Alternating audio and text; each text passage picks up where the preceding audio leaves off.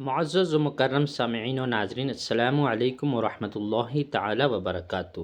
امید ہے آپ تمام خیر و عافیت سے ہوں گے۔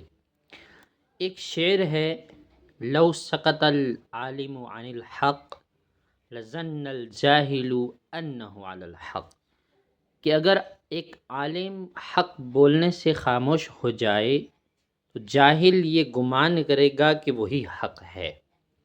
اس شعر کے تحت میں آپ سے چند باتیں کرنے کے لیے یہ ویڈیو بنا رہا ہوں۔ دراصل جاہل دو طرح کے ہوتے ہیں، ایک وہ جس نے کوئی پڑھائی نہیں کی ہے، اور ایک وہ جس نے پڑھائی تو کی ہے لیکن وہ حق کو جان بوجھ کر کے اس کا انکار کر رہا ہے یا اس کے خلاف بول رہا ہے۔ تو یہ ویڈیو ان جہلا کے لیے ہے جو حق کو جانتے ہیں لیکن پھر بھی اس سے انکار کرتے ہیں اور اس کے خلاف کھڑے ہوتے ہیں۔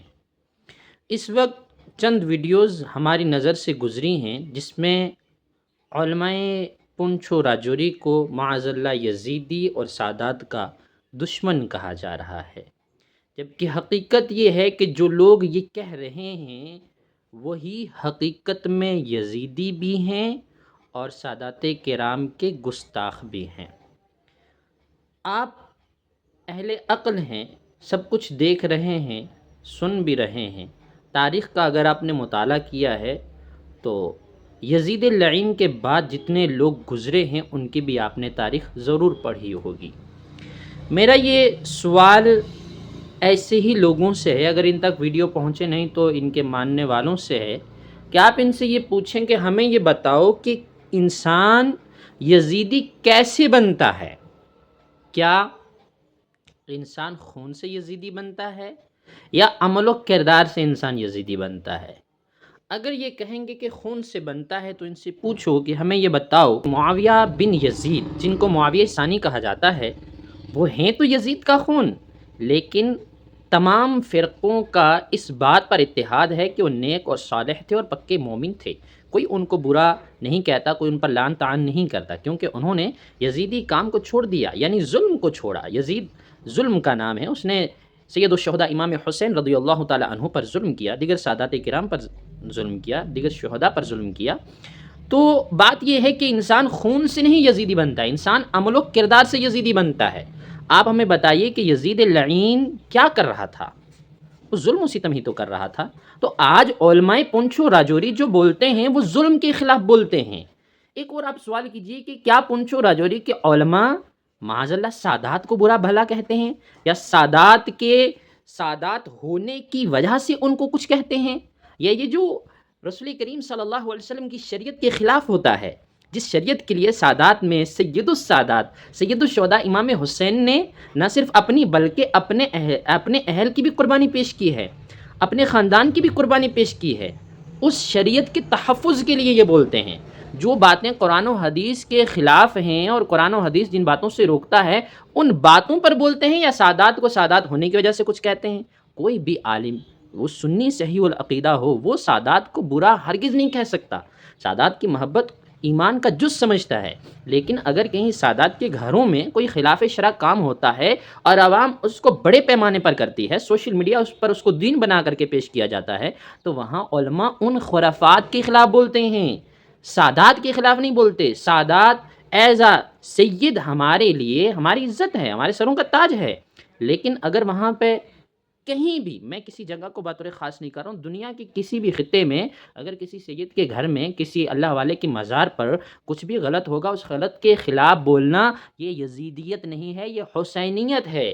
وہاں کھڑے ہو کر کے غلط کو صحیح اور صحیح کو غلط کہنا یہ یزیدیت ہے، وہاں خلاف شرع کاموں پر نہ بولنا یہ یزیدیت ہے۔ اس جگہ پر خلاف شرع کام ہونے کے خلاف بولنا یہ اصل حسینیت ہے۔ اس لیے میں یہ کہنا چاہوں گا، یہ جو مولوی حضرات پتہ نہیں کہاں سے انہوں نے تعلیم حاصل کی ہے، کیا پڑھ کے آئے ہیں، یہ جو بالکل دیکھ رہے ہیں کہ حق وہی ہے جو علماء پنچھ راجوری کہہ رہے ہیں، اس کے باوجود وہ باطل پر کھڑے ہیں۔ مجھے بتائیں یہ لوگ کل کیا رسول کریم صلی اللہ علیہ وسلم کو منہ دکھائیں گے؟ یہ کس زبان سے دین دین دین کہہ رہے ہیں، جبکہ ان کے سارے اعمال دین کے خلاف چل رہے ہیں؟ بہت کم ان کے عمل ہیں جو دین کے مطابق ہیں۔ آپ مجھے بتائیں کیا رسول کریم صلی اللہ علیہ وسلم کی یہ تعلیمات ہیں کہ آپ کسب کریں، رزق کمائیں اور اس میں خلاف شرع کام سر عام کریں اور پھر اس کو دین کے ساتھ جوڑیں؟ آپ تالیاں بجائیں اور وہاں پہ سب کو یہ آپ ڈکلیئر کریں کہ یہی اصل حسینیت ہے؟ کیا امام حسین نے تالیاں بجانے کے لیے شہادت پیش کی تھی؟ کیا امام حسین رضی اللہ تعالیٰ عنہ نے یہ ڈھول ڈی جے اور ناچنے کے لیے قربانیاں پیش کی تھی؟ علیہ باللہ من ذالک. کہاں کھڑے ہیں آپ؟ کدھر جا رہے ہیں؟ یہ کون سا دین ہے جو آپ لوگوں کو پیش کر رہے ہیں؟ اور پھر علیہ باللہ من ذالک آپ سید السادات جو جموں کشمیر میں ایک بڑے عالم ہیں، ایک مفتی ہیں، ایک ذمہ دار عالم ہیں، تمام علماء کے وہ مراجع ہیں، ان کو قائد اہل سنت کہا جاتا ہے، وہ واقعی آج کے سادات کے سید ہیں، ان کے بھی سردار ہیں، ان کو آپ کہہ رہے ہیں کہ نہیں جی وہ یہ کرتے ہیں وہ کرتے ہیں. یعنی آپ سادات کے خلاف بول کر کے اپنے آپ کو حسینی سمجھ رہے ہیں. یہ کیا سید بشارت حسین صاحب قبلہ رضوی دامت برکاتہم عالیہ یہ سید نہیں ہے؟ وہی سید ہیں جن کے ساتھ آپ کھڑے ہیں، وہ سید ہیں، ہم ان کی نسبت کا احترام کرتے ہیں، لیکن اگر ان کے یہاں کوئی غلط کام ہوتا ہے تو ہم اس غلط کام کو صحیح نہیں کہہ سکتے، اس کام کو ہم غلط کہیں گے اور سدا کہتے رہیں گے. یہ اصل حسینیت ہے، یہ یزیدیت نہیں ہے. یزیدیت وہ ہے جو آپ کر رہے ہیں، اور ادھر علماء کے خلاف اور سادات کے خلاف آپ کے من میں جو آ رہا ہے اور کہتے جا رہے ہیں. آپ سمجھتے ہیں کہ آپ کو کوئی نہیں کہنے والا. نہیں، آپ کو بہت کچھ ہے. آپ ہائی کورٹ کی آپ دھمکیاں دے رہے ہیں. ہائی کورٹ، آپ دنیا کے کسی کورٹ میں بھی چلے جائیے، کل آپ نے قبر میں تو جانا ہے، رسول اللہ کو چہرہ دکھانا ہے. کون سا چہرہ آپ دکھائیں گے؟ ڈھول پر ناچنے والوں کی موافقت کرنے والا چہرہ؟ تالیاں بجانے والوں کی موافقت کرنے والوں کا چہرہ؟ شریعت کی دجیاں اڑانے والوں کی موافقت کرنے والوں کا چہرہ؟ کوئی بھی عالم ایسا نہیں ہوتا، اس کو عالم کہلانے کا حق بھی نہیں ہے جو خلاف شرع کام کو سپورٹ کرے اور حق کہنے والوں کو یزیدی کہے. لہٰذا جو نوٹس نکلا ہے وہ بالکل برحق ہے. آپ کو تمام علماء اہل سنت پنچ رجوری سے معافی مانگنا چاہیے اور سید بشارت حسین صاحب قبلہ کی بارگاہ میں آ کر کے آپ کو توبہ اور رجوع کرنا چاہیے کہ آپ نے انتہائی غلط الفاظ استعمال کیے ہیں. اللہ تعالیٰ آپ کو سمجھنے کی توفیق عطا فرمائے.